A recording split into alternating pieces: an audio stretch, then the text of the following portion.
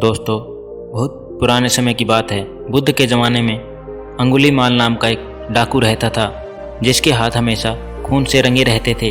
वह लोगों की हत्या कर उनकी उंगली काटकर अपनी माला में पिरो लिया करता था, इसलिए उसका नाम अंगुलीमाल पड़ा था। वह बहुत ही क्रूर था। जिधर इस इलाका था, लोग उस तरफ जाने से भी डरते थे। राजा ने उसे पकड़ने के लिए कई बार अपनी सेना भेजी, अनेक प्रयास किए, लेकिन सभी असफल रहे। बुद्ध ने अपनी दिव्य दृष्टि से यह समझा कि अंगुलीमाल के मन में कहीं दया व करुणा की भावना सोई हुई है, बस उसे जगाने की आवश्यकता है।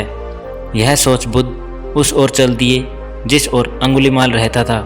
लोगों ने बुद्ध को जाने से बहुत मना किया, लेकिन वे नहीं रुके। अंगुलीमाल बुद्ध को अपनी ओर आता देख अपनी तलवार लेकर दौड़ा, लेकिन बुद्ध अपनी स्वाभाविक गति से चलते रहे।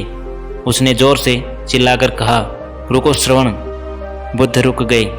जब अंगुलीमाल निकट आया तो उन्होंने कहा, मैं तो रुक गया, लेकिन तू कब रुकेगा? तू भी पाप कर्म करने से रुक। मैं इसलिए यहाँ आया हूँ कि तू भी सत्य पथ का अनुगामी बन जाए। तेरे अंदर पुण्य मरा नहीं है। यदि तू इसे अवसर देगा तो यह तेरी काया पलट देगा। बुद्ध की यह बात ओजपूर्ण थी। सुनकर अंगुलीमाल के रोंगटे खड़े हो गए। उस पर बुद्ध के वचनों का बहुत ही अच्छा प्रभाव पड़ा। वह शीतल था, भय, घृणा और प्रतिशोध की भावना से मुक्त था। पहली बार किसी ने उसे इतने मृदु भाव से बात की थी। अंगुलीमाल ने कहा, आखिर मुनि ने मुझे जीत ही लिया। आपकी दिव्य वाणी मुझे हमेशा के लिए पाप विरत होने को कह रही है। मैं इस अनुशासन को स्वीकार करने को तैयार हूँ। उसने अंगुलियों की माला उतारकर फेंक दी और बुद्ध के चरणों में गिर पड़ा।